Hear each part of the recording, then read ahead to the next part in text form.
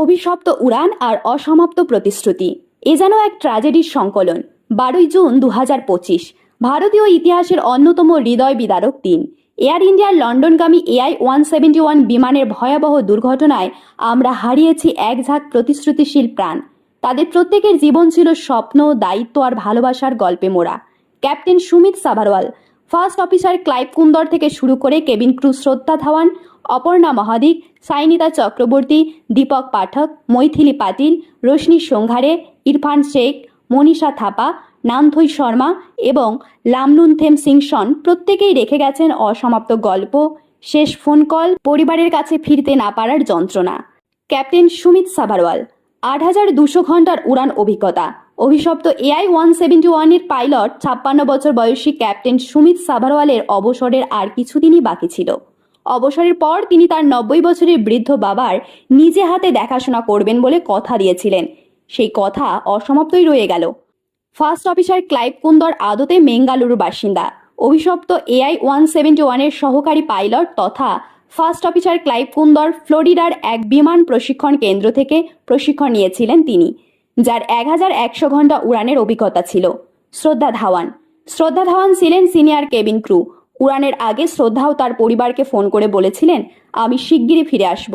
এই ফোনটি তার শেষ ফোন। শ্রদ্ধার স্বামীও এয়ার ইন্ডিয়ায় একজন কর্মচারী। শ্রদ্ধার মেয়ে ১০ম শ্রেণীতে পড়ে।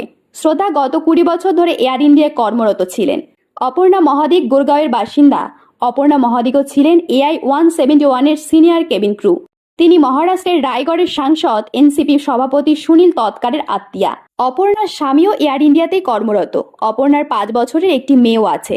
সাইনিতা চক্রবর্তী জুহুর বাসিন্দা। সাইনিতা আগে ছিলেন গো এয়ারে ইন্ডিগোতে। সম্প্রতি এয়ার ইন্ডিয়ায় যোগ দিয়েছিলেন তিনি। বাড়িতে রয়েছেন একমাত্র বৃদ্ধ বাবা মা। দীপক পাঠক, বদলাপুরের বাসিন্দা দীপক পাঠকের ছিল ১১ বছরের অভিজ্ঞতা। প্রতিদিন প্লেনে ওঠার আগে বাড়িতে মাকে ফোন করতেন দীপক। সেদিনও তার অন্যথা হয়নি। মৈথিলি পাটিল নাভা গ্রামের প্রাক্তন সরপঞ্চের মেয়ে। মৈথিলি প্লেনে উঠেই বাবাকে ফোন করেন। ওটাই তার শেষ ফোন। বাবাকে তিনি আশ্বস্ত করেছিলেন যে লন্ডনে পৌঁছে আবার ফোন করবেন। মাত্র ২ বছর আগে তিনি এয়ার ইন্ডিয়ায় যোগ দেন। রোশনি সোংঘারে ডোম্বিভিলির রোশনি বিমান সেবিকা হওয়ার পাশাপাশি একজন ইনস্টাগ্রাম ইনফ্লুয়েন্সারও ছিলেন। ইনস্টাগ্রামে তার ৫৪,০০০-এরও উপর ফলোয়ার রয়েছে। ট্রাভেল ইনফ্লুয়েন্সার ছিলেন রোশনি।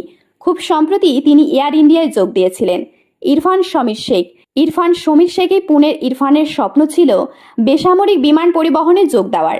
২ বছর আগে সেই স্বপ্ন পূরণ হয়। সুযোগ পেয়ে খুব আনন্দিত ছিলেন। প্রতিদিন বাড়িতে ফোন করে তার ফ্লাইট রোস্টার জানাতেন। আগে ভিস্তারায় ছিলেন। মার্জিং এর পর তার আন্তর্জাতিক উড়ান শুরু হয়। মনীষা থাপা ছোট থেকে মেধাবী। পাটনার মনীষা থাপা জেভিয়ার্স কলেজ থেকে স্নাতক হয়ে প্রথমে যোগ দিয়েছিলেন ইন্ডিগো এয়ারলাইন্সে। তারপর যোগ দেন এয়ার ইন্ডিয়ায়। বিমান সেবিকা হওয়া ছিল তার স্বপ্ন। সেই স্বপ্নকে সফল করেছিলেন খুব অল্প বয়সেই। নামথই শর্মা পরিবারের প্রাণ ছিল। ২১ বছরের নামথই শর্মা ছিল পাড়া প্রতিবেশীদের গর্ব। বৃহস্পতিবার সকাল 11:30 নাগাদ নামথই দিদিকে ফোন করে বলেছিলেন লন্ডনে যাচ্ছেন, 15 জুন ফিরবেন। বন্ধুরা বলছেন নামথই বিমান দুর্ঘটনায় মৃত্যুকে খুব ভয় পেতেন, আর সেই বিমান দুর্ঘটনাতেই তার মৃত্যু হয়েছে। লামনুনথেম সিংসনও নগ্নথইয়ের মতো এয়ার ইন্ডিয়ার অভিশপ্ত বিমানের বিমান সেবিকা ছিলেন। একসময় ইম্ফলের ওল্ড ল্যাম্বুল্যান্ডে থাকতেন সিংসনরা। ২০২৩-এর মে মাসে মণিপুরে জাতিগত সংঘর্ষ শুরু হওয়ার পর তারা সেখান থেকে কাঙ্গপোকপি জেলায় চলে আসেন। পিতৃহীন পরিবারে সিংসনই ছিলেন একমাত্র রোজগেরে। সিংসন এয়ার ইন্ডিয়ায় চাকরি পেতে স্বস্তি ফিরেছিল পরিবারে।